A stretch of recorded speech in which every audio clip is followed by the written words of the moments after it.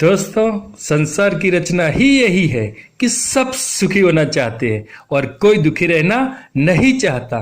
और दोस्तों, आज तक आपने यही सुना होगा कि जैसा कर्म करोगे वैसा फल पाओगे। लेकिन दोस्तों, मैं कहना चाहता हूं, जैसा फल पाना चाहते हो वैसा कर्म करो। कर्म का डेफिनेशन सिद्धांत ही यही है। अगर अच्छा फल पाना चाहते हो तो अच्छा कर्म करो। तो दोस्तों, इस बाबत एक छोटा सा एग्जाम्पल कहना चाहता हूं। एक बार एक राजा का प्रधान सेनापति जा रहा था, तो वहां धर्म सभा चल रही थी और धर्मगुरु का कहना था सब कुछ कर्म के फल के अधीन है। जब अच्छे कर्म किए हो तो कर्म का फल अच्छा होता है, जिसके कारण आप जहां जाए वहां मान पान धन कीर्ति यश सुख सुविधा और लाभ मिलता है। और बुरे कर्म किए हो तो अपमान दुख पीड़ा और दर्द मिलता है। तो कहते हैं बोया पेट बबुल का तो आम कहां से खाए। तो प्रधान सेनापति ने यह बात सुनी तो वो धर्मगुरु से मिलने गया और कहा कि मान धन और सुख सुविधा तो मेरी बुद्धि कुशलता और पुरुषार्थ के कारण मिलता है, और राजा साहब भी मुझे पूछकर ही सब निर्णय करते हैं, तो कहां कर्म फल की बात है। तो धर्मगुरु ने कहा कि जब आपका पुण्य कर्म का अच्छा समय चलता हो तब ऐसा ही लगता है कि ये सब मैं कर रहा हूं और मेरी बुद्धि क्षमता और मेरा पुरुषार्थ से ही सब है। तो धर्मगुरु ने कहा कि जब तक आपके पुण्य कर्मों के फल समय चल रहा है तब तक आपकी गलती भी तारीफ के पात्र बन जाएगी, लेकिन आपके बुरे कर्मों का यानी पाप कर्मों का समय शुरू हुआ तो आप उस वक्त अच्छा कर्म करोगे तब भी आपको अपमान और दुख ही मिलेगा। तो प्रधान सेनापति को पूरा भरोसा नहीं आया, तो धर्मगुरु ने कहा कि आप कसौटी करके देख ले परिणाम क्या आता है। तो सेनापति ने ज्योतिष को बुलाया और कहा कि मुझे बताओ कि मेरा अच्छे कर्म फल का समय कब तक है। तो ज्योतिष ने सेनापति की जन्मपत्री देख के कहा कि आपका आज से 6 महीने तक अच्छा समय है। 6 महीने तक आप कुछ भी करो, ऊपर से नीचे गिरोगे तो भी आपको खरोच तक नहीं आएगी।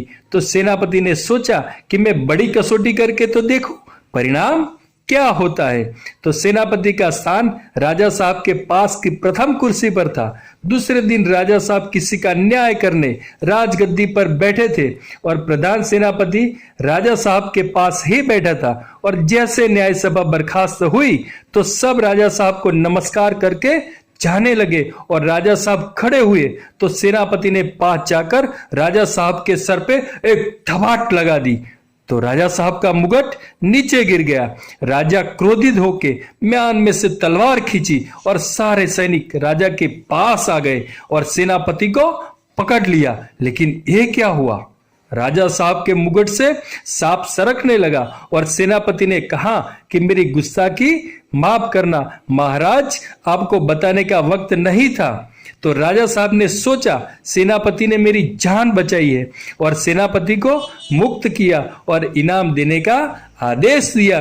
तो दोस्तों, सेनापति समझ गया कि अच्छे कर्म का अच्छा समय चल रहा था तो जहर भी अमृत बन गया, वरन राजा साहब की तलवार ने एक घाव और सेनापति के 2 टुकड़े कर दिए होते। सेनापति तो दूसरे ही दिन धर्मगुरु के पास गया और धर्मगुरु के चरणों में दंडवत करके बोला, महाराज आप 100% सत्य कह रहे थे। मैंने सिंह के मुंह में हाथ तो डाला लेकिन मैं अच्छे पुण्य कर्म के परिणाम के कारण बच गया। लेकिन मैं आपसे विनती करता हूं, आप ये बताने की कृपा करें कि ऐसे कौन से कर्म करने से मनुष्य के पुण्य कर्म बनते हैं।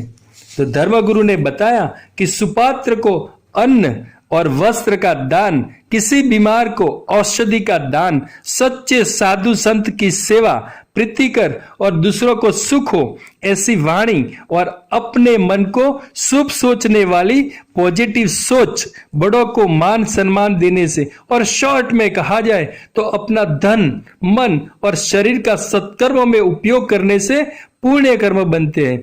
तो दोस्तों, हम सब अच्छे फल के लिए अच्छे कर्म करेंगे। यह शुभेच्छा के साथ ये वीडियो आपको अच्छी लगी होगी। इस वीडियो को लाइक शेयर या सब्सक्राइब करना ना भूले और मिलते हैं संसार दर्शन के नेक्स्ट पॉजिटिव थिंकिंग के वीडियो में। तब तक के लिए गुड बाय।